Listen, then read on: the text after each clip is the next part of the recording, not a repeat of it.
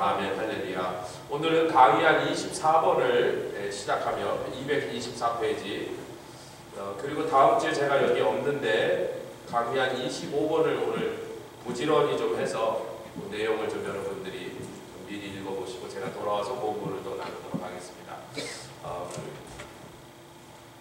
224페이지 시작부터 보면 오늘 읽었던 본문 그대로죠. 나는 부활이요 생명이라 예수님 선포하셨는데 나사로를 죽은 지 나흘 만에 살리신 사건과 함께 요 사건 전체를 우리가 이제 오늘 마무리를 하려고 합니다.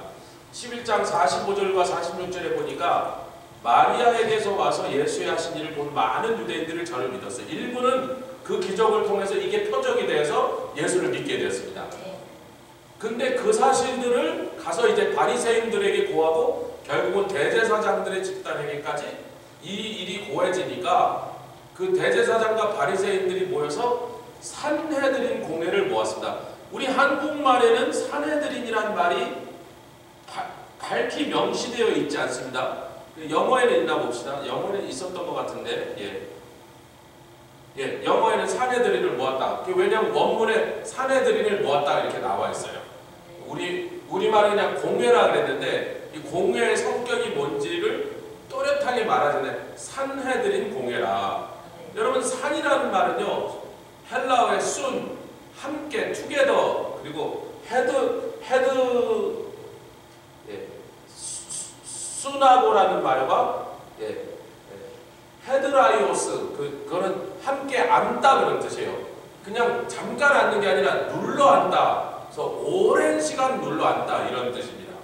그래서 잠깐 앉는 것과 단어가 달라서 오랫동안 함께 앉아있다. 긴 회의를 한다 그럴 때 쓰였던 거예요. 그래서 순하고 함께라는 말과 헤드라이오스라는 단어가 합쳐져서 산헤드린 공회다. 그게 뭐냐면 오늘날의 미국이나 한국의 국회와 같은 기관인데 우리 민주주의 제도에서는 국회와 사법부가 분리되어 있습니다. 그러니까 국회는 입법부라고 해서 법을 만들고 사법부는 법을 집행하여 판사, 검사 이렇게 해서 법을 집행하는 기관이 분리되어 있는데 이때 당시 산헤드린은 법을 만드는 일보다는 오히려 재판하는 일을 더 맡았다. 근데 이 역사에 대해서 이제 우리가 조금 이해할 필요가 있는데 왜 여기에 대제사장들이 끼어 앉아 있었느냐? 이 역사가 이제 굉장히 복잡해집니다. 이스라엘이 독립을 잃고 바벨론과 페르시아 포로 생활하다가 다시 하나님께서 고레스 왕을 통하여 고구로 돌아오게 있어서 잠시 이스라엘이 독립국가로서 지속하고 있다가 얼마 안 지나서 그 알렉산더의 후예였던 장군이었던 셀라큐스 왕조에게 복속되버립니다. 그래서 셀라큐스 황제라는 자가 이 팔레스타인 지방 전체를 무력으로 정복할 때 이스라엘도 그에게 또 복속해서 헬라 제국의 속국으로 한참을 지내게 돼요. 여기까지는 뭐 우리가 역사적으로 알는데 그 셀라큐스 왕제 제국의 황제가 성전을 모독하는 사건이 벌어집니다. 그때까지 그 헬라 제국의 무력 앞에 굴복했던 이스라엘이 뭐 너무 강한 군대니까 꼼짝 못하고 세계에서 최강의 군대니까 그들 앞에 꼼짝 못하고 있다가 성전을 모독하는 사건에 이제 그 대사장 가문이 아닌 마카비우스라는 사람이 혁명을 시작해요. 이 마카비 혁명을 여러분이 많이 들어보셨을 거예요. 근데 이 마카비 혁명이 진행되던 과정에 마카비가 죽습니다. 그래서 그의 형제들이 그 일을 계속하고 끈질기게 게리라 전쟁을 하다가 결국은 마카비의 손자인 요한 힐카누스 때 독립을 쟁취합니다. 그런데 이 사람이 원래 제사장 가문이니까 제일 먼저 한 게 성전을 대충 이제 임시로 좀 어떻게 파괴되면 조금 수리해서 제사를 다시 지내려고 하는데 가만히 생각하니까 자기가 독립 영웅이 돼버린 거예요. 이해가 가십니까? 제사장이면 종교, 신앙의 영역만 주도해야 되는데 자기가 독립전쟁을 승리로 이끈 미국으로 치면 조지 워싱턴이란 말이야. 그러니까 사람들이 다 자기를 지지하기를 어차피 옛날에 유대교의 모든 제도가 무너지고 제사장들도 어디로 다 흩어져 버리고 인종도 막 짬뽕이 되고 뭐 이게 뭐 다 엉망이 되니까 사람들이 요한 힐카누스를 막 영웅으로 막 미니까 뭐 그럼 내친 김에 등 떠밀려서 그러면서 왕이 돼버립니다. 그래서 제사장 집안이 왕 노릇을 하게 된 거예요. 그래갖고 옛날 이스라엘이라면 절대로 왜 모든 왕은 유다 자손인 유다 지파 다윗의 혈통에서만 나왔는데 제사장은 레위인의 혈통이잖아요. 그러니까 왕도 제사의 일에 관여하면 문둥병이 들릴 정도로 하나님이 금하셨던 일이고 당연히 제사장이 왕의 일을 하면 안 되는 건데 이제 엉망진창이 됐단 말이에요. 남마다 이 나라에 끌려가고 저 나라 포로 생활하고 뭐 돌았다가 또 깨지고 그 다음에 뭐 짓밟히니까 이런 게 다 무너져서 다시 말하면 엉망이 돼갖고 사람들이 아이고 뭐 레위인이고 유다인이고 하여튼 우리나라를 독립을 찾게 해준 영웅이니까 저 사람 그냥 왕해라 그런 거예요. 그래서 한 불과 7, 80년밖에 가지 못하지만 이 마카비 혁명을 통해서 그 집안 사람들이 제사장 집안인데 왕 노릇을 하게 됩니다. 근데 그게 오래가지 못해서 왜 로마가 와버립니다. 그 로마가 오니까 뭐 옛날에 헬라 제국을 때려 부수고 헬라 제국보다 더 강력한 로마 군대 앞에 그냥 꼼짝 못하고 80년 만에 다시 독립을 뺏겨버리는 거예요. 그리고 이제 그것이 지금 우리가 읽고 있는 예수님 상태까지 내려온 것입니다. 자, 그러면 로마인들은 어떻게 이 정치를 했냐면 총독을 보냈는데 유대 땅에 오니까 이 유대인들이 굉장히 자존심이 강한데 특별히 종교적인 자존심이 강한 거야. 다른 나라 사람들은 자기네 종교가 있어도 뭐 그냥 가서 그냥 뒷산에 가서 돌이나 나무 앞에서 절하고 뭐 이런 정도 미신적인 종교인데 유대인들은 철저하게 신정 국가였습니다. 아멘.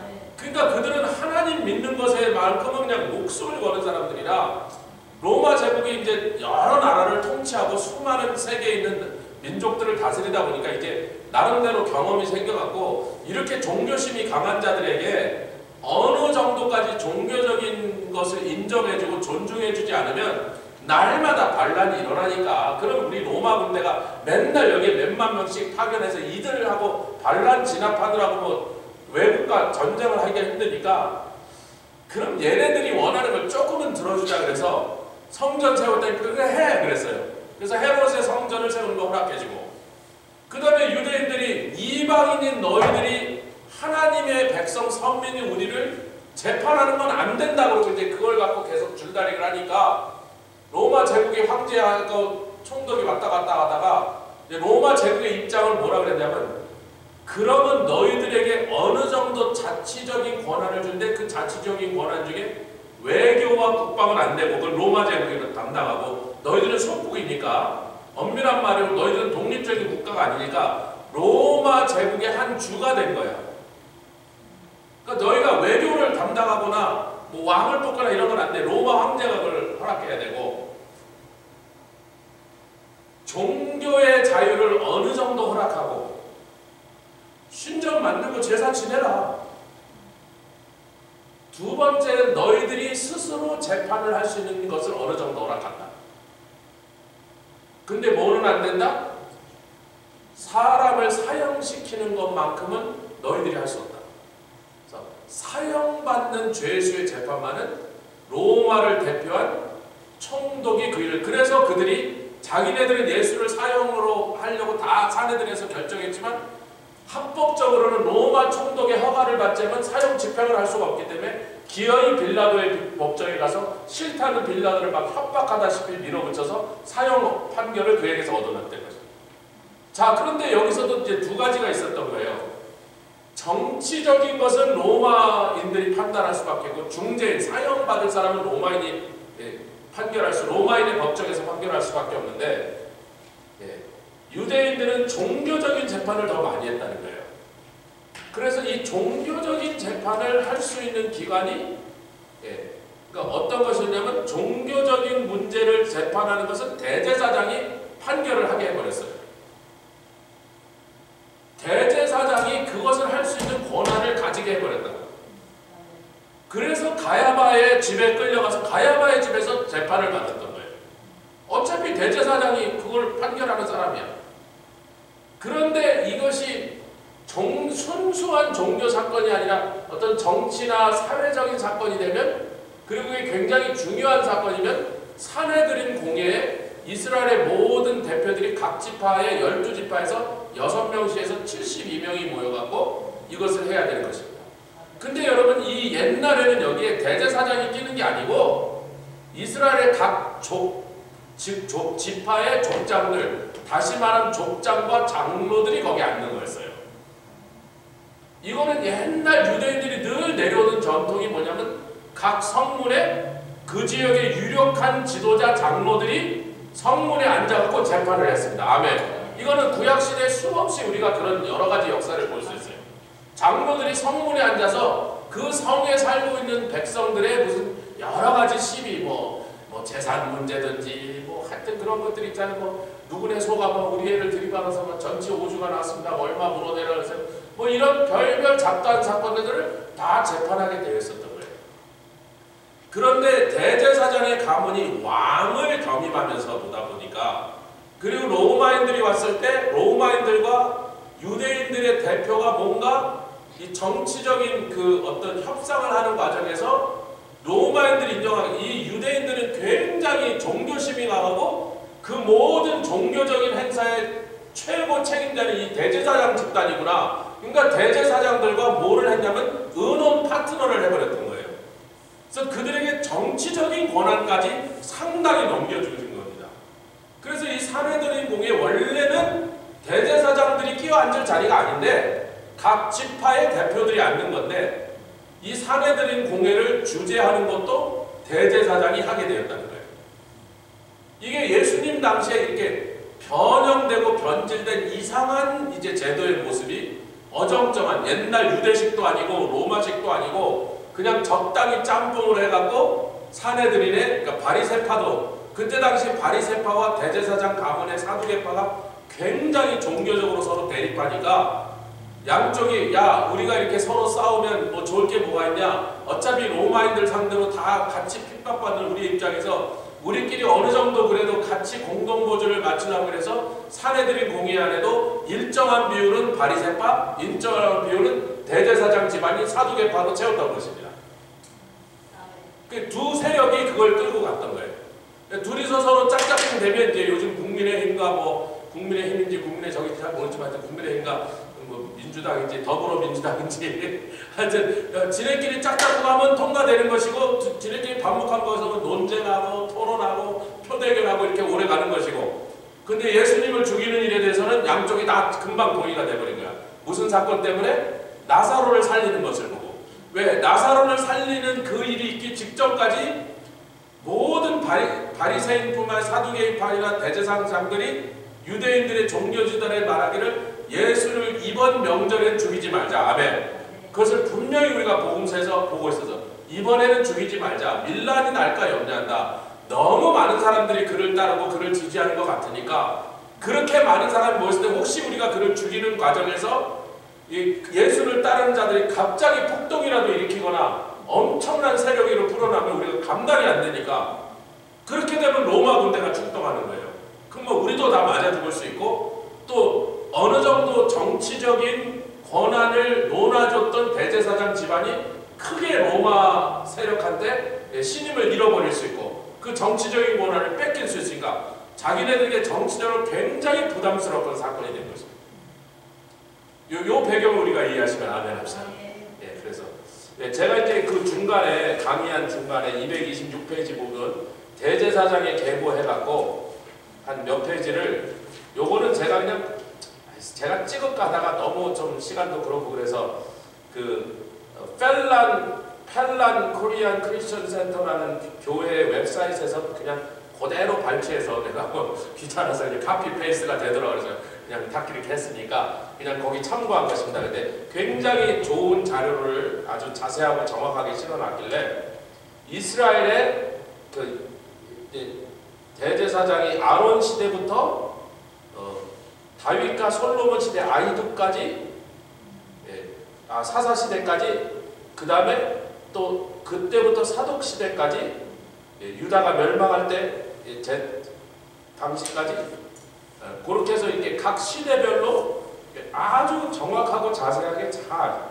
해놨고 228페이지일 텐데요. 자, 우리가 지금 보려고 하는 건 언제냐면 예수님 당시죠. 예수님이 이제 태어나시고 처형당하는 게 228페이지 중간에 보면 1번에 헤롯 대왕이 임명한 대제사장. 잠깐만, 여기서부터 이제 우리가 뭐가 이상하죠? 대제사장을 왕이 임명하는 제도에 아니에요. 아닙니다. 대제사장을 누가 임명하는 게 아니고 아론의 자손이 대대로 그냥 그 자손에게 그냥 자동으로 넘어가는 게 누가 임명하는 게 아니었어요. 근데 지금 왕이 대제사장을 임명한다는 것부터가 이게 변질되고 타락했다. 특히 뭐다? 왕이 임명한다는 것은 이게 정치적인 세력으로 변질된다는 거예요. 그러니까 뭐에는 관심이 없다. 진짜 제사에는 별 관심이 없고 제사장이라는 직임을 빙자하여서 정치적인 집단으로 존재하려고 하고 정치적인 이득을 받아내려고 하니까 왕이 임명한다. 아니 대통령이 목사를 임명하면 여러분 받으시겠어요? 만약에 저기 뭐 조 바이든이 핀츠버그 한인교회 앞으로는 뭐 조영선 목사 그만하고 장하문의 목사가 이제부터 목사, 그럼 여러분 그걸 인정하시겠냔 말이에요. 그럼 그건 니네는 세상 기관이고 여기는 하나님 나라의 기관이니 세상 세력이 하나님 나라의 제사장을 임명할 권한 자체가 없는 거예요. 그걸 인정할 수가 없는 건데 그냥 헤롯 때 보니까 왕이 제사장들을 임명하고 앉아있더라. 이게 보다 타락상이란 말이에요. 부패하고 변질하여 타락하여 잘못된 모습이 시작된 것입니다. 어쨌든 사실 헤롯 자신도 이 유대인이 아니라 왕이 될 수 없는 사람인데 로마의 속국이 된 다음부터 로마한테 황제 가서 사바이 잘하면 뭐 유대인이든 말든 뭐 그냥 야 네가 왕해 그러면 꼼짝 못하고 그 로마 군대의 그 발군 밑에서 꼼짝을 못하게 된 거예요. 그러니까 헤롯 자기도 유대인이 아니니까 유대인의 왕이 될 수 없는데 유대인의 왕이 됐고 뭐 그 헤롯이 그렇게 돈으로 뭘 잘했대요. 간에 붙었다 쓸개에 붙었다 하여튼 이쪽에 붙었다가 또 저쪽에도 붙었다 막 이렇게 해갖고 그게 헤롯이 그렇게 술수에 능해갖고 돈을 그렇게 많이 벌어갖고 로마 황제의 환심을 사고 로마 황제를 정치적으로 돈이 필요할 때마다 군자금을 대주고 그래갖고 하여튼 항상 이기는 편에 가서 이게 사바이 잘하니까 내 원하는 게 뭐냐? 이스라엘 땅에 왕을 시켜줘라 그러니까 해라 그러고 온 거거든요. 근데 이스라엘 사람들이 그가 유대인이 아니라는 사실에 굉장히 반발을 많이 하니까 유대인들의 환심을 살려고 유대인들이 뭘 원하는지를 너무 잘 알아. 이 사람이 이두마이시라 그러는데 그것은 에돔이 망한 다음에 에돔의 유민들, 망하고 난 에돔 사람들이 흘러 유대의 광야에까지 와서 몇백 년 사는 사람들입니다. 그것을 이두마이시라고 그러는 거예요. 그래서 이 사람은 유대 땅에 살고 있던 에돔 유민의 후손인 거예요. 그러니까 유대인의 생리를 너무 잘 알고 유대인이 뭘 원하는지를 잘 알아. 성전 세우는 거예요.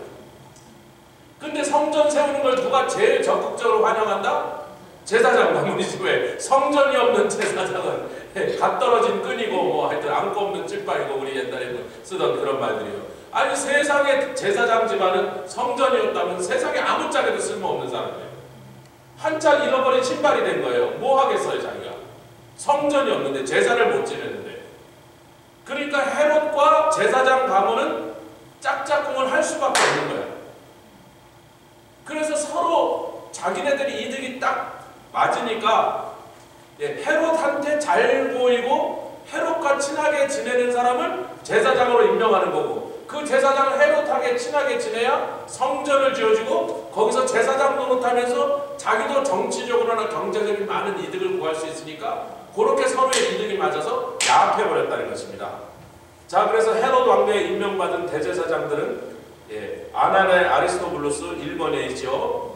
아나넬, 예수, 시몬, 마띠아, 요아살, 마띠아, 예수 그리스도가 탄생하실 때 대제사장들이고 그 헤롯이 죽고 난 다음에 그의 아들 헤롯 아켈라오가 이쪽 지역을 다스린 분봉왕이 됐는데 이 아켈라오가 유대 임금이 되었으니까 갈릴리 지방으로 가셨고 그때 임명됐던 제사장들이 엘르아살, 예수, 요아살이 예수라 이름이 되게 많죠. 굉장히 흔한 이름이라고 우리가 이미 늘 알고 있었습니다.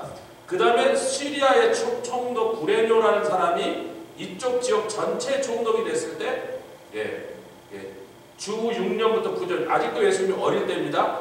그때 드디어 우리가 알고 있는 안나스, 성경에도 나오는 가야바의 장인 안나스가 대제사장으로 임명이 됩니다. 그리고 이제 안나스가 대제사장직을 오래 하다가 자기가 나이가 많으니까 자기 사위를 대제사장으로 끌어들여서 둘이 같이 동시에 대제사장 역할을 좀 하다가 예수님이 드디어 유대 총독 발레리우스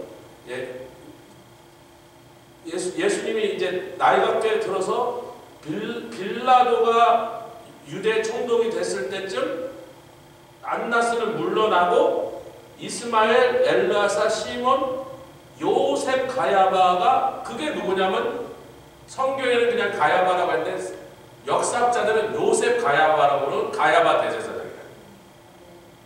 그래서 이때 당시에 대제사장은 가야바고 그 자기 사위를 대제사장으로 만들어준 것은 그 한참 전에 대제사장을 오래 했던 안나스가 그 자기 사위를 대제사장으로 만든 둘이 함께 대제사장 직분을 하다가 자기가 물러나고 한참 있다가 가야바가 좀 나이가 들어서 좀 이렇게 경력을 쌓으니까 그를 다시 대제사장으로 밀어갖고 대제사장 자리에 밀어앉히고 자기는 그 뒤에서 또 후견인 세력으로 그렇게 존재하고 있었던 게 예수님 처형하는 당시에 이스라엘의 그 대제사장들이었다는 것입니다.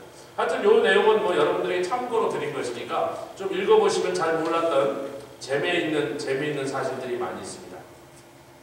자, 225페이지 골뱅이 225페이지 이 사내들인을 모았다. 그리고 거기서 무엇을 의논하냐? 예수를 죽여야겠다. 이 얘기를 이제 논의가 시작됐습니다. 그 논의가 시작된 이유를 225페이지에 보니까 골뱅이 밑에 둘째 줄 대제사장과 바리새인들이 읽겠습니다. 시작. 이 사람이 많은 표적을 행하니 우리가 어떻게 해? 여러분 기적이라 하지 않고 표적이라 합니다. 여러분 표적은 뭐라고요? 세메니온이라고 기적 자체가 아니라 기적을 통하여 누군가를 강력하게 가리킬 때 그걸 표적이라고 불러요. 그러니까 그 얘기를 예수님이 행하신 기적을 표적이라고 계속 복음서 기자들이 부르는데 이제는 바리새인과 사두개 예수님을 반대하고 미워하는 세력들도 표적이라고 그래요. 왜? 저자가 행하는 기적이 늘어나면 늘어날수록 모든 백성들의 관심의 초점을 저자에게로 예수님 미워하니까 저 놈에게로 다 사람들의 관심이 쏠리고 사람들이 그를 따르고 지지하기 시작하는 표적이라고 부릅니다. 그 다음에 뭐라고 하냐면 이를 만일 저를 이대로 두면 모든 사람이 저를 믿을 것이요. 우리가 아까 요한복음 11장에 마리아에게 와서 45절에 예수의 하신 일을 본 많은 유대인들이 저를 믿어요. 그 이제 이 얘기를 보고를 받았단 말이에요. 자, 앞으로 이게 그동안 병자 고치고 소경, 문둥병자 고친 얘기 자기네들은 다 들었는데 죽은 자를 살렸다는 얘기도 들었는데 이제는 급이 다른 기적이 일어난 거야. 죽은 지 나흘 된 사람, 살이 썩은 사람을 살려냈단 말이야. 좀 뒤에 보면 12장에 보면 예수만 아니라 그 일의 증거가 되는 나사로도 죽이려고 하더라 이렇게 되어 있습니다. 증거를 없애버려야 돼. 이놈이 다니면서 이제 떠들 거 아니에요. 자기가 나흘 동안 그걸 그 본 수많은 증인들이 있단 말이지. 이게 곤란한 건 만약에 그 식구들 몇 명만 그걸 봤다면 저놈들 미친놈이야 이렇게 말이 되는 거야. 뭐 요즘처럼 무슨 뭐 녹음기가 있습니까? 뭐 셀폰으로 뭐 그걸 장면을 찍을 수가 있습니까? 뭐 근거 CCTV가 있습니까? 그러니까 저 집안 미친놈들이야 이렇게 깔아뭉갤 수가 있는데 여러분 나이지리아에서 너무나 많은 사람들이 한꺼번에 예수의 이름으로 막 고침을 받으니까 하루에 몇만 명씩 고침을 받으니까 모슬렘이 65%까지 올라가고 기독교인들을 수백만 명을 학살했던 그 나라의 모슬렘들이 그걸 반박을 하지 못해서 너무나 많은 사람이 한꺼번에 병자가 일어나 버리니까 뭐 어떻게 몇만 명은 어떻게 정신병자를 몰아요. 근데 몇십 명은 정신병자를 모를 수 있습니다. 나사로를 살리신 것을 본 사람과 그 소문을 듣고 몰려와갖고 살아난 나사로를 보는 사람들이 막 구름대처럼 늘어나니까 예루살렘과 거리가 굉장히 가까웠다고요. 수많은 사람이 그 얘기 듣고 6월절에 명절 지키러 올랐다 그 소리 듣고 6월절 명절을 뒷전으로 가고 나사로 구경하러 왔는데 거기 예수님도 같이 앉아있니까 12장에 보니까 야, 이거 큰일 났네. 큰일 났네. 우리가 이번 명절엔 죽이지 말자고 했던 것은 이건 무효. 안 되겠어. 이 정도가 되면 잘못하면 진짜 우리가 저놈한테 쫓겨나는 수가 있어. 그리고 우리가 그동안 쌓았던 모든 악한 방법으로 또 막 로마인들에게 뇌물 주고 헤롯에게 뇌물 주고 해서 쌓았던 이 모든 공들여 쌓은 이것을 한꺼번에 다 공든탑이 무너지는 수가 있어. 사두개인들아, 바리새인들아, 우리가 평소에 서로 사이가 안 좋고 신학적인 입장도 다르지만 우리 연합하자. 그래서 어떻게 됐다고? 사내들인 공연 72명이 투표를 했는데 뭐 한 72대 빵 아니면 70대 2 정도로 압도적인 차이로 예수 죽이자고 결론이 나버렸어요.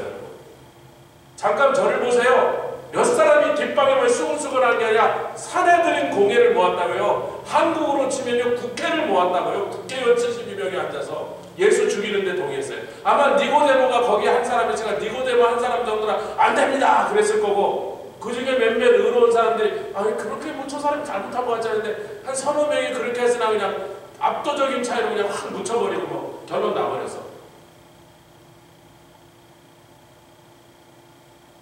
그러니까 예수님이 나사로를 나흘 만에 살리시는 일을 통하여 그 결과가 어떻게 지금 눈더미처럼 불어나고 있는 이 결과를 예상 못하신 게 아니라 그것을 의도하신 바였다. 그래서 십자가 지신다. 아니 유대인들이 의논하는 소리도 다 들으셨을 거야. 이번 명절에는 죽이지 말자. 그때 예수님이 아니야 이번 명절에 죽어야 돼. 이번 6월절에 죽으려고 작정하셨단 말이에요. 할렐루야. 여리고에서 기억나시죠? 두 소경을 고치시고 바디메오를 고치실 때 뭐라 그랬다요? 여리고로 가시기 조금 전에 사람들이 저기 헤롯이 당신을 죽이려고 한다니까 저 여우에게 가서 말해라. 내가 오늘과 내일과 모레는 내가 예루살렘에 가서 왜 선지자가 예루살렘 밖에서 죽을 그걸 이미 작정하시고 여기까지 올라오신 거예요. 죽으셔야 되는 거예요. 죽으시려고 올라오신 거예요. 죽으실 짓을 하시는 거예요. 나사로를 나흘 만에 살리도록. 아니 죽기 직전에 살렸으면 이 정도까지 파장이 커지지 않았어. 죽자마자 몇 시간 만에 이렇게 했으면 옛날에 그런 일이 2번이나 있었으니까 에이 뭐 그래 그냥 그러고 넘어갔을 거란 말이에요. 그런데 죽은 지 나흘이나 되도록 기다리셨기 때문에 이번에는 썩어버린 시체를 일으킨 이 일에 대해서 나라가 발칵 뒤집어져 버렸어.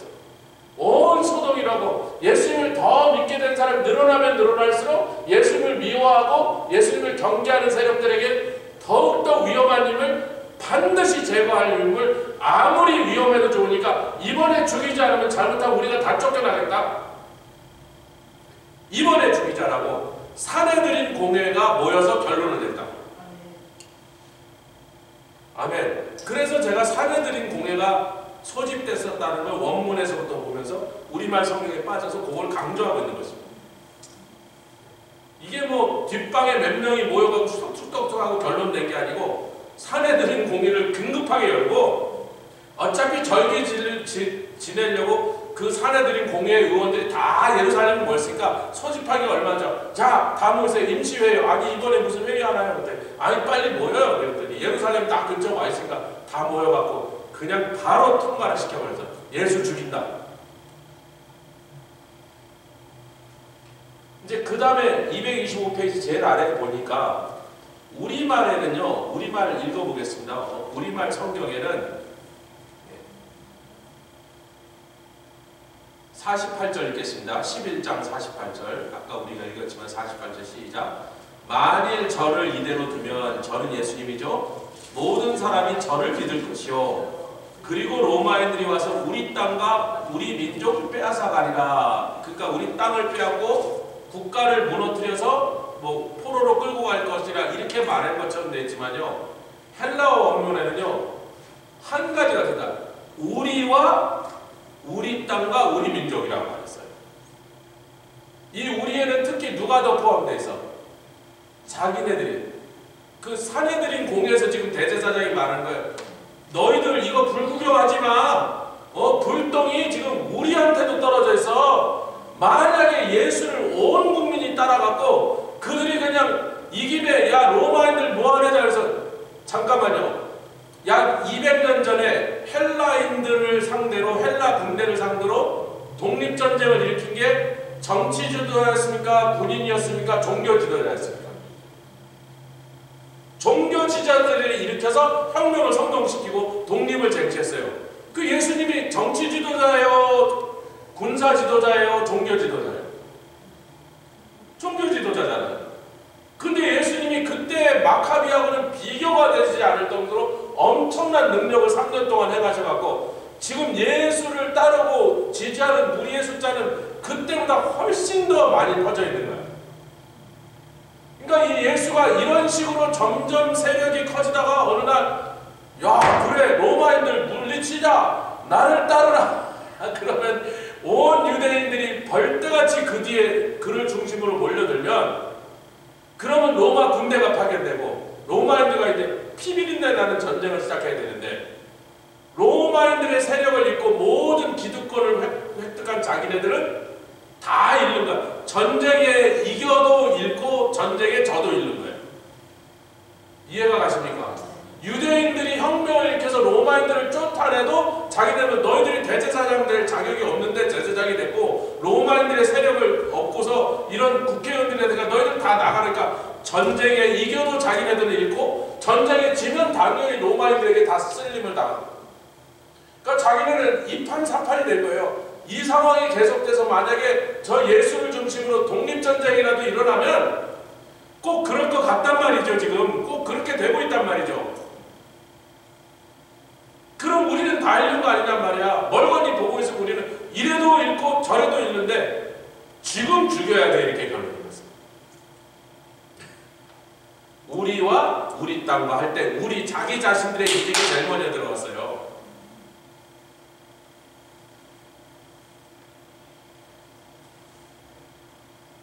그런데 그 중에 한 사람 누구예요? 그 해의 대제사장인 가야바가 이제 일어납니다. 야 너희가 아무것도 알지 못하느냐 알지 못하는 거다. 진짜로 그냥 문자를 You don't understand nothing 그렇게 말했어요. 헬라어로 You don't understand nothing. 너희들이 이 상황에 대해서 지금 왜 머뭇머뭇하고 있는 거야. 예수를 죽이자 말자 이번에 하지 말고 다음에 하자 아니야 이번에 하자 그러면서 72명이 왈가왈부 뭐 복잡해요. 원래 유대인들은 남의 말을 끊고 자기 말을 잘해요. 막 누가 말하든지 말든지 다 끊고 또 자기 말을 하고 이러는데 그 72명이 서로 막 그러니까 입장이 다 다르보니까 막 바리새인과 사두개인이 얽혀갖고 막 논쟁을 계속하니까 자 조용히 하세요. 가야바가 딱 대제사장으로서 그 회의를 주재하는 사람이 일어난 거예요. 그 다음에 해서 You don't understand nothing 그랬어요 진짜로. 네. 헬라어 원문에 그렇게 써있다. You don't understand nothing. 너희가 아무것도 알지 못하던 거다. 한 사람 예수가 죽는 게 다 한 사람이 죽어서 백성을 구하는 것이 이게 복음이에요. 참 하나님은 이 악한 가야바 불법으로 제사장의 직분을 로마인들에게 돈을 주고 산 이 가야바를 통해서도 그래도 그 해의 대제사장을 통하여 복음을 선포하게 했습니다. 그 복음이 뭐야? 한 사람이 죽어서 온 백성과 민족을 살리는 것이 더 유익한 것이다. 그게 십자가에서 하나님 아버지가 하신 놀라운 일이잖아요. 예수님이 자 앞으로 가봅시다. 요한복음 10장으로 가봅시다. 몇 번을 반복해서 뭐라 그러세요? 10장, 요한복음 10장 11절 10장 11절 시작. 나는 선한 목자라 선한 목자는 양들을 위하여 목숨을 예수님이 원하시는 게 당신이 양들을 살리기 위하여 목숨을 버리시는 것이었습니다. 그걸 가야바는 반대해서 저 사람이 죽어서 우리 민족이 사는 게 훨씬 유익 아니냐 말하고 있어요. 또 말씀하십니다. 15절 시작. 아버지께서 나를 아시고 내가 아버지를 아는 것 같으니 나는 양을 위하여 목숨을 버리노라. 17절 또 나옵니다. 아버지께서 나를 사랑하신 것은 내가 다시 목숨을 얻기 위하여 목숨을 버림이라. 예수님 지금 계속 말해요. 내가 죽어야 되느니라. 내가 죽어야 양들이 사느니라. 그게 아버지의 뜻이고 그 일을 하러 내가 왔고 그것이 선한 목자가 할 당연한 일이라. 아멘.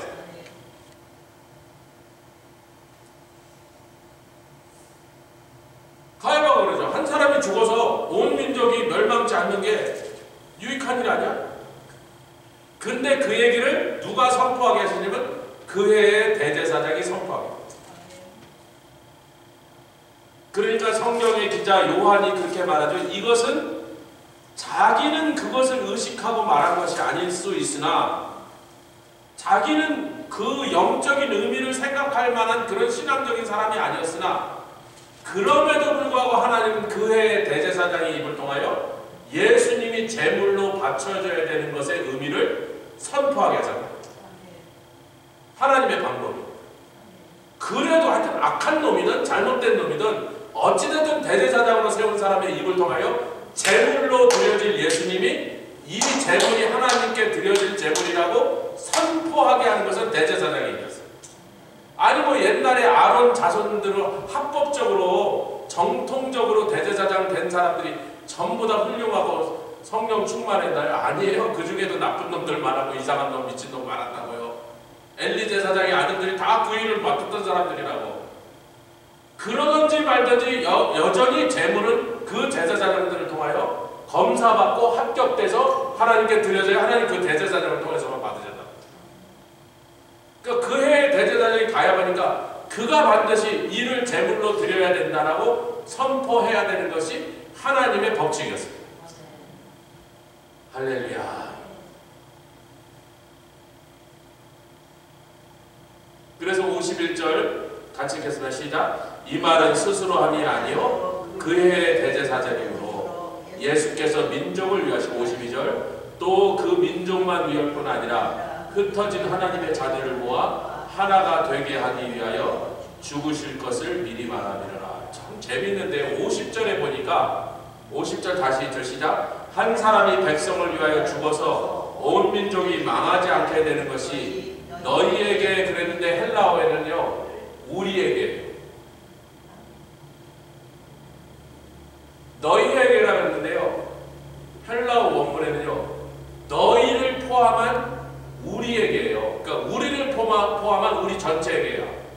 누구를 설득하자고 지금 그러다고요? 사내들에 모여갖고 아유 예수를 죽이지 맙시다. 니고데모 같은 사람 예수님 뭘 잘못했습니까? 말한 사람이고 또 어떤 사람들은 뭐 죽이는 거는 어떻게 나도 미운데 지금 명절에는 하지 맙시다. 너무 위험부담이 큽니다. 지금은 좋은 시기가 아니까 좀 참읍시다라고 또 이렇게 소극적인 그런 사람들에게 가야바가 그들의 마음을 바꾸기 위하여 우리 모두를 위해서 죽여야 되겠어요.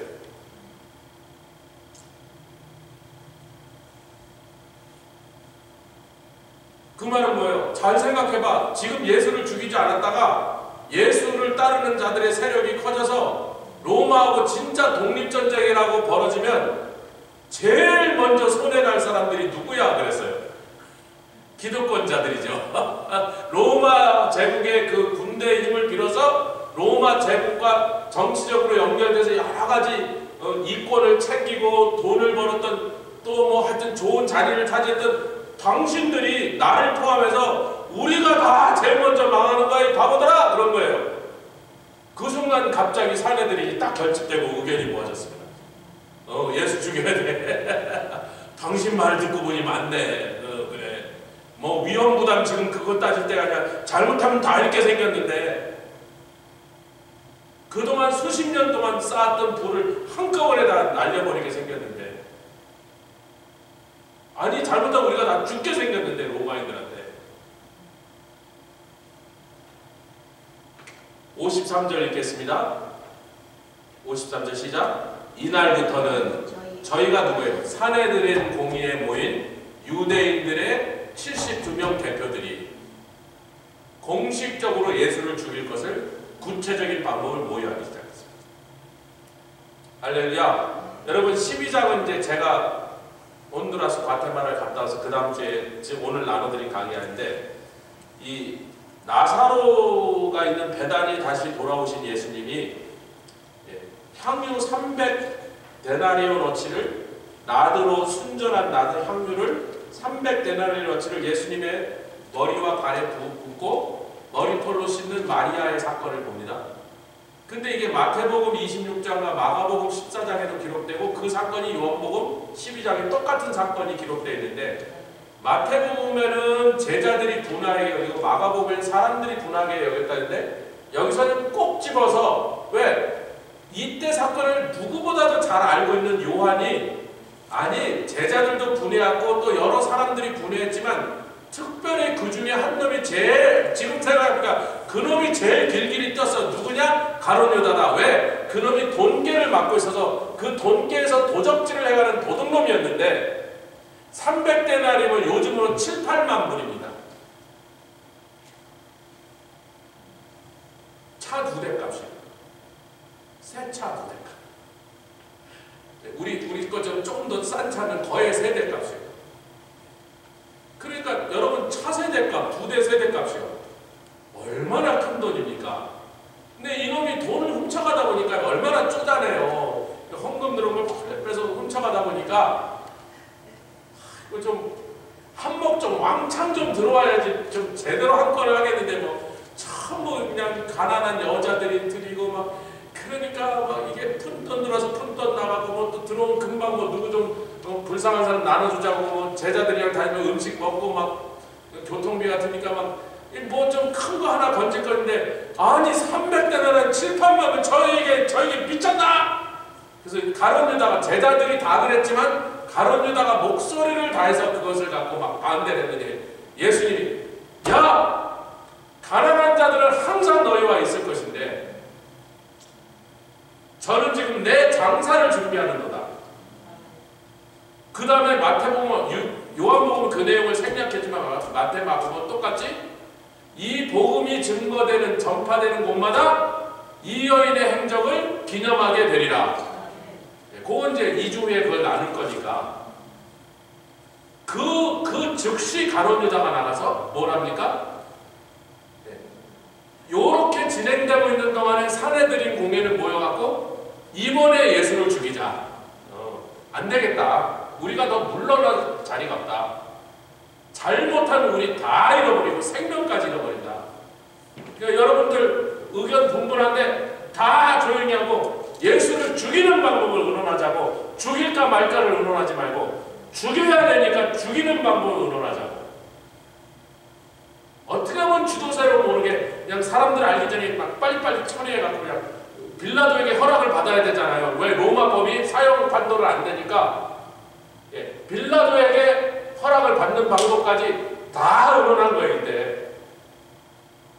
그래서 일사천리로 진행해서 그냥 확 해갖고 막 백성들이 미처 알아채게 확 죽여서 집어넣어 버리자. 그럼 뭐 무덤에 들어간 다음에 뭐 어떡할 거야 이렇게. 그러는 동안에 그 일이 진행되는 동안에 한편에서는 가룟 유다가 보니까 야 예수 따라 다니다가 뭐 이거 팔자 고치기 틀렸고 뭐 큰 돈이 한 번 좀 들어올라 그래서 막 한 7, 8만 원 들으면 내가 한 4, 5만 원 빼드릴까 어떻게 그 고향 가서 어떻게 장사라도 할까 그랬는데 이 뭐 도대체 이거 안 되겠네. 안 되겠어. 여기서는 희망이 없어. 내가 뭐 그래도 목돈을 한번 벌으려면 이 예수를 팔고 어디 가서 대제사장들이나 이 예수를 죽이는 미워하는 세력들한테 가서 예수를 팔고 그들에게라도 좀 돈을 받아야 되겠어.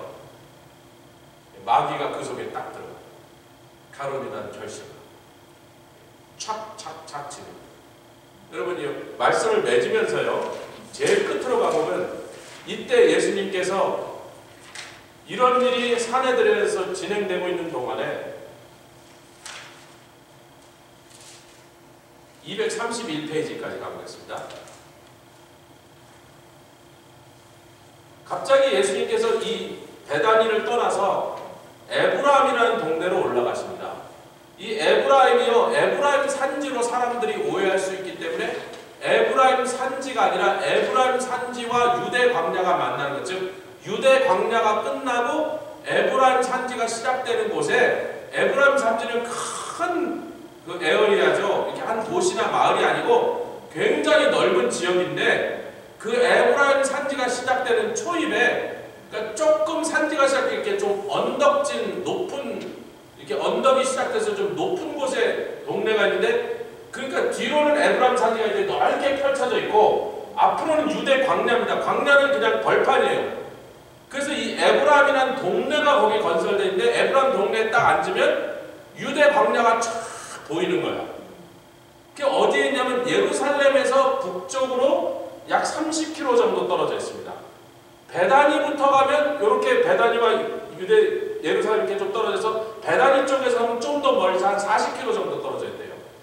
그러니까 30km, 40km 정도를 예수님이 올라가신 거예요. 왜 올라가셨냐면 이 유대인들로부터 지금 막 자기를 향한 많은 미워하는 얘기들이 막 진행되고 그러시니까, 또 이제 유대인들이 예수님을 죽이기로 결론을 냈기 때문에 유대인 지도자들이죠, 종교 지도자들이 모든 사람들에게, 자 이제 우리가 예수를 잡으려고 하니까 그 예수를 보기만 하면 빨리 우리한테 뭐하라? 신고해라 그랬어요. 이제 예수님이 현장 수배범이 된 거예요. 아 얼마 주겠다 이렇게 된 거예요. 잠깐만. 그래서 거기서 며칠 피하셨던 예수님이 12장 1절에 보니까 6월절 엿새 전에 딱 맞춰서 돌아오십니다. 베다니로 오시고 그 다음날 호산나 하시면서, 주일날 아침이죠. 우리가 뭐로? 종려주일로 지키는 게 6월절 5일 전입니다. 그러니까 베다니로 6월절 6일 전에 오셔서 12장 처음에 나오는 그 향유를 붓는 사건이 일어나고, 그 다음에 6월절 5일절 그 다음날 호산나 찬송을 들으시면서 나귀를 타고 예루살렘에 입성하시는데, 여기서 잘 보세요. 에브라임이라는 동네 가서 며칠 피해 계시는 것은 두 가지 이유입니다. 제가 볼 때는 거기서 기도하셨다고요. 예수님 늘 어디서 기도하시길 좋아하셨어요? 유대 광야에 나가서 기도하셨어요. 늘 당신이 기도하던 그 광야를 내려다보시면서, 근데 유대 광야는 예루살렘이 너무 가까우니까 거기다가 잘못하면 누가 예수 저기 있는데, 그러면 이제 막 예루살렘에서 막 군대들이 와서 본인을 잡아가면 처형이 언제 이루어지면 안 돼요? 6월절에 맞춰서 예수님 처형당하셔야 되는데, 6월절 한 일주일 남겨놓고 유대 광야에서 어디서 막 나무에 매달려서 교수형 당해 끝나버리면 하나님의 예언들이 하나님의 시간에 성취가 안 되는 거야. 그러니까 예수님이 겁나서 도망가신 게 아니고 뭘 맞추시려고? 하나님의 시간표에 맞추시려고 잠시 피하셨어요. 피하 계시는 김에 아마 유대 광야를 늘 기도하시던 유대 광야를 그 에브라임이라는 동네에서 내려다보시면서 거기서 기도하고 계셨다. 십자가를 견디실 그 당신의 마지막 싸움을 기도로 준비하고 계셨다. 그리고 딱 시간을 맞춰서 베단이라는 동네로 조용히 내려오십니다. 12장의 사건이에요. 이 에브라임이라는 동네에서 제가 좀 자세하게 그 끝에 서 있는데, 희한하게 예수님 때부터 지금까지요 한 번도 거기에 모스크가 안 섭니다. 회교도 사원이 거기 한 번도 안 세워지고요.